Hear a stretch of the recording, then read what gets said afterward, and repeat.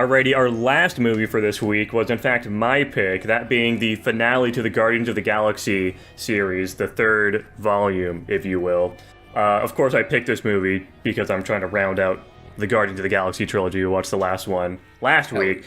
This movie is basically TLDR, Rocket gets fucking shot by some golden guy, and the entire movie they're trying to figure out how to resuscitate him because his heart's locked behind some like cryptology bullshit from the people that created him initially. We go through figuring out more about Rocket's past and also the guy who created them and like the societies he's building, and that guy's the main villain, and they fucking take him out and save the world, and then they also save Rocket, of course, and then they all split up at the end, and there's some relationship drama between Quill and Gamora and some other stuff. But it's mostly a movie that's kind of just about Rocket. It's surprisingly dedicated to Rocket, which isn't a bad thing necessarily. I think Rocket's a cool character, but Well, I'm gonna do my haiku as inspired by Guardians of the Galaxy Volume 3.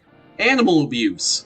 Big feels and wacky hijinks, a proper send-off. Honestly, when I was walking away from this film, I wasn't very high on it. I was like, I think this one might be the weakest of all of them. And then, the week kept going on, and it's grown on me a lot, honestly. And I think what it is I was just looking at the first and second, and I think both of those stand alone pretty well. Even the second one, I don't think you really need that much context from the first to enjoy the second. This one is obviously far more dependent on the previous ones, which maybe in my mind I was kind of counting that against it, but I've kind of turned around on that, and I think just kind of taken into account how this is, the third one, and it's like the send-off and whatever, and how well it does that, frankly, I think it's probably, maybe not my favorite, but I think it's the best one. Yeah, the thing though, because you said this is like the one, or the second one's where you didn't need to see the first one. This movie is reliant, yes, on maybe the last one, or maybe even the first one, but it's also, unfortunately, reliant on a lot of the other stuff that happens in the MCU, because there's not a lot of the other stuff. It's just, Infinity War is, the big thing that you need to watch, which, I definitely would have preferred it a lot if this film if the fucking trilogy was, very standalone, you could, just watch them, which for the most part you can. But, the fact they fucking kill off Gamora in Infinity War is a pretty massive deal that does have massive ramifications throughout this entire movie. And, that's not really James Gunn's fault. Apparently he had never planned to kill off Gamora.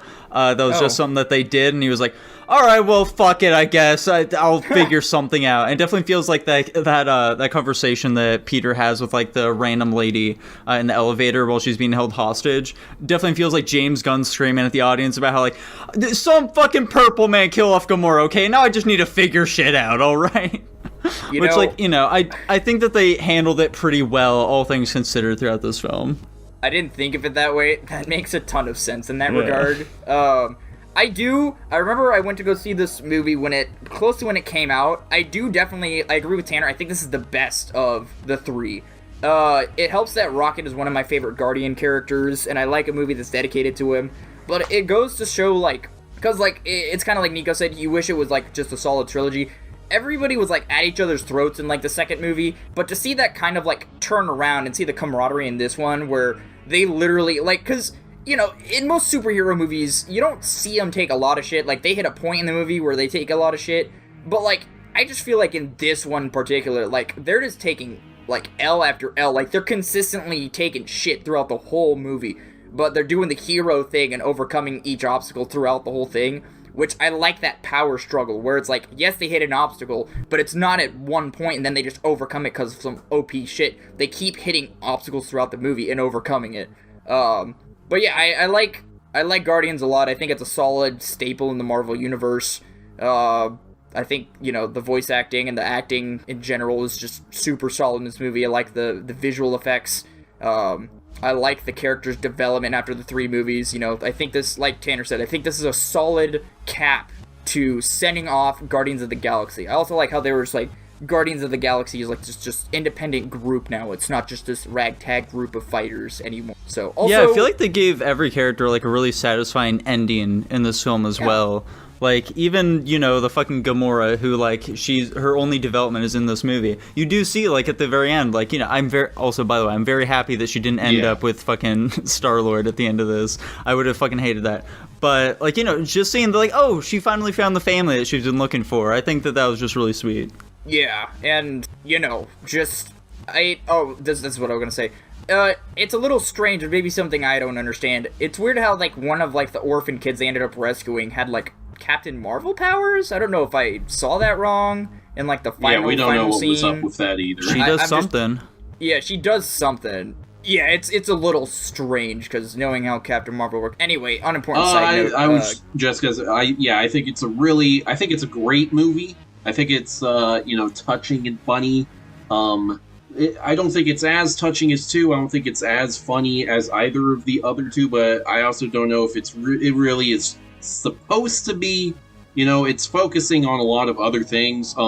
I think it was a tad too long. I think they could have trimmed it up a little bit. And I really liked the villain. I think we have a great villain in this one. Probably, yeah, I'd say the best villain of all 3 of the. Yeah, I really love when a villain can just be like really fucking evil. Like nuking an entire planet. Yeah, like this guy's just fucking insane. Yeah, like, nothing else matters except perfection, and I will not stop until it gets to my standards. Yeah, and this movie is also, like, so much darker than the other ones as well. Like, that definitely seemed like something where Disney was like, okay, well, we're really sorry, James Gunn. We didn't mean to, like, you know, fire you for, like, those bullshit-ass tweets that you used to make, but, like, you know, can you please come back and finish the third Guardians? And he's like, okay, but I have some demands. Yeah, it is really dark when you take a step back and realize, oh shit, yeah, they really just exploded an entire planet with innocent people who didn't know anything about anything. I mean, not even that, just the entire tone of this movie is, like, so much darker than the other ones is. Like, throughout this movie, like, dramatic moments are allowed to, like, actually play out without being undercut by jokes, like in a lot of MCU movies, which I really appreciate. And just, like, fucking at the end of the movie, when we see, like, the dude's face after Rocket just, like, completely destroyed it, like, I was not expecting that whatsoever. I thought it was just gonna be, like, you know, some scars or something like that on him, but no, he just completely tore it off. Oh, yeah. Let's not forget they dropped an F-bomb. That's true, they did. And I really, really liked Rocket's ending line there, where it was like, you didn't want to make things perfect, you just hated things how you are. I think that hit pretty fucking hard, and I really liked it. And I think really kind of encapsulated what the Guardians of the Galaxy is about, where it is, you know, these misfits and weirdos coming together to form a family, you know? Very poetic, you know? Yeah. Now, Jackson, tell us why you fucking hate this movie. Yeah, so I haven't said anything, and that's because I can't really relate to anything you guys are saying. I don't know why, but I just could not get into this movie at all. I think from the very start, I was like, the framing is super fucking weird. It feels like I'm watching some AI-generated shit from the start, and that never really changed. Basically, the entire movie, I was thinking that. It's like, I don't know what they're doing. It's like, they have, like, random, like, tons of quick cuts that, like, randomly do, like, close-ups. It's just, I don't really know how to describe it. It was just, like, it was a feeling about the way they did framing and cinematography. It just felt very off to me, and it kind of took me out of a lot of the movie. I've got another laundry list of complaints here. Another thing is this movie is absolutely the most CG reliant on any of the Guardians movies. Obviously, it's a fucking high-budget Marvel movie, but, like, this movie is, like, balls to the walls with it. I don't think a lot of it really looks that great. Like, a lot of the stuff in the, like, the organic facility thing looked pretty fucking goofy. So I guess some things with just, like, the franchise as a whole, they really paint Rocket as, like, some fucking super intelligent creature here, but I really don't feel like we see it that much with him as a character in any of the other movies. What do you mean? Like, in the first one, he, like, orchestrates the entire escape of, like, the prison. In the second one, he, like, sets up a bunch of traps and shit like that so that he can, like, get the drop on, like, Yondu's men and all that shit. Like, you know... That just makes me think he's more, like, crafty than, like, hyper-intelligent in this way, though, because they make him seem he's more, not like a practical intelligent, but more like he's, like, an engineering standpoint, maybe. I don't really know about, like, that discrepancy. I don't know, it just didn't feel like the connection was there, at least for me. I think this movie, because this movie is about Rocket, I think they decided to deep dive into Rocket's backstory here. I don't think the idea was supposed to be, we were supposed to know he's a hyper-intelligent.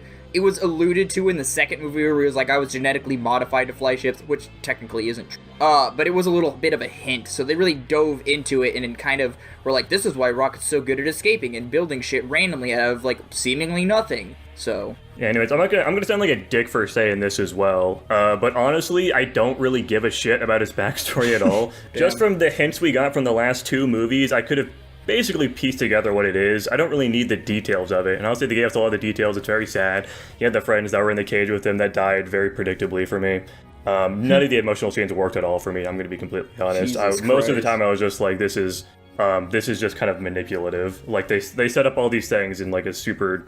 I sound like a fucking Scrooge here, I know, but I don't know why I didn't get into this movie. This seems like it would have been up my alley. It's like just more fun Guardian shit, and with some like emotional stuff mixed in, which I'm a big fan of, but I don't know, I just didn't connect with me at all. Also, as you guys kind of alluded to earlier on, I'm not a huge fan of this movie's reliance on previous things in the series. There's not much they can do with like the Gamora shit, obviously, but I kind of figured out most of it after like the 25% of the way through point. But yeah, no, some stuff about like the fucking Christmas special, some like random shit. Like if you didn't hear anything about that as a casual viewer, you'd be sitting here like, what the fuck is going on? Why the fuck is Mantis the brother of Quill? What the fuck's going on? The with brother. That? Who's this? The brother. Who's this fucking dog? Why are they a character now? Where'd this fucking thing come from? The dog's from the first movie. Where? He's in the collector's like glass. Oh cage yeah, thing. no, I remember Nico saying that to me before. I never would have fucking remembered that. That shit was like a decade ago. Anyways, and there weren't even like a thing. They're just like a dog in a fucking container for like 3 seconds. There's no way you would have remembered that. Anyways, the big thing is that they're in the Christmas special, and that's what actually like got them there in the end. But yeah, I'm not a huge fan of the reliance on the other things. Mostly just because I like, again, like you guys said, I like the idea of this being a more self-contained story. And because of Infinity War and Endgame being kind of tossed into the middle of it, kind of throws it asunder. And like, you can't really watch it as its own thing, which I kind of liked it as previously. I liked it being a little more segregated from the rest of the MCU stuff, but now it's kind of forced to be a part of it, which I'm not a huge thing of. One positive, though, I like the funny golden guy. He was silly. I liked him being a part of it. He was a funny guy. I think it's interesting that he joins them in the end, figuring... I don't really know. I guess he just wasn't a fan of how stuck up his race of people is or something. Also, it's apparently he's supposed to be some like other Marvel character, but they just like totally like retconned him into being what he currently is. I was reading some like review about it, and there's apparently some other completely unrelated Marvel character who they basically just made him. He's Adam Warlock, movie. Dude. Yeah, and Adam Warlock has nothing to do with anything of this fucking character in the movie. I mean, that is like his name in his title, so... That's also like a pretty normal MCU thing to do, though. Like even like a lot of like the stories lines and shit like that, like Infinity War and stuff like that. It's like they're just kind of taking the base idea of what's happening here and just completely changing it for their own thing. Yeah. Power levels of characters are another thing. I guess Mantis is just like a fucking badass now, and she was doing all sorts of like crazy ninja bullshit in the fucking science lab. They feel like they should have been like swept pretty easily by like a massive amount of troops, and it made them seem like they were a lot bigger of a threat than they actually were. And then they kind of like low diffed it. And that's also a big thing with like the final boss guy. The fucking main characters didn't even really do that much to stop him. He kind of just fucked off on his big planet and then got like... His, like, whole fucking thing got, like, taken over, basically, and then he blew him up, and then they just did some, like, low-diff fight against him with them. And it really wasn't that much of a spectacle, honestly. It was kind of disappointing with how they handled the villain. I think he's cool from the standpoint of, like, he's just some guy that's just trying to make all these races and stuff, and they make him seem like he's way more powerful than he is, and then he just gets fucking curbed on pretty easily, which is why it didn't land for me. Like, I think he's cool, and they didn't handle him very well at the end. I do have some justifications for that boss fight. I'll make it quick, I promise. Rocket has gravity boots. It negates his gravity powers. I'm pretty sure Rocket shoots him in the chest piece or whatever that allows him to control said gravity. Therefore, it renders him useless because he's just a normal-ass guy. Still, again, he's like some super ultra powerful guy, and you'd expect more of a boss fight thing at the end, but we didn't really get that. It was pretty short and it was pretty easy, is my complaint. Even if they do it in like a really smart way, you know, they outsmart him. Rock uses ingenuity to do it. I don't know, it's still pretty anticlimactic for me. Yeah, like Tanner said as well, it's just really fucking long. It was definitely did not need to be this long. There's a lot of like comedy things just to like be funny stuff, like the scene with like the weird people in the town, or like fucking, you know, stuff like that. A lot of like just random decisions. I don't know. This movie just did not sit well with me. I'm going to be completely honest. I probably would like it a lot more looking at it again. Maybe I was in a weird mood because we watched this right after All Dogs and Go to Heaven. I'm also gonna stop fucking yapping at this point. I've been yapping for ages now. Dude, Jackson, I think you need to say? stop getting into Tanner's stuff and drinking his haterade, alright? Like, just chill, man. Oh yeah, we're swapping places this time. Last final thought, just a quick thing for me with this movie. I like how there was, I mean, I don't like, but, they put in that love that never was scene at the very end with Rocket and Lila. I thought that shit was super touching, and it, I don't know, I thought it was an interesting touch, just to see that characters that could have been, but weren't, and that's where they decided to end it. That's just... I don't like the Walrus's eyes very much, so Jackson, what are you gonna be ranking this movie, man? Yeah, so, okay, just to preface here, it's not as low as you guys are thinking, but also I'm definitely going to watch this movie again at some point and most likely rate it a decent chunk higher for the next re-ranking, whenever the fuck that happens, in a few months, I think. But yeah, again, it's not that low. I gave it a B-. Still pretty low for what it is, but you guys are probably thinking I was going to give it like a C or D or something. Yeah, something like that. I think that this movie is really good. I'm going to give it an A tier. I like the Guardians of the Galaxy. I like Groot. I'm giving this one an S-. Oh, damn. Yeah, I'm gonna have to re-rank some of the other Guardian movies. I think this one's the best out of all of them. I think this is a solid S. Yeah, personally, I think this is the weakest by far, but, like, that's just me. Anyways, that puts it at... It is just you, actually. It is just me. Yeah, that puts it at an A overall. Whoa. Let's go. Meaning it was just slightly better than All My Friends Hate Me.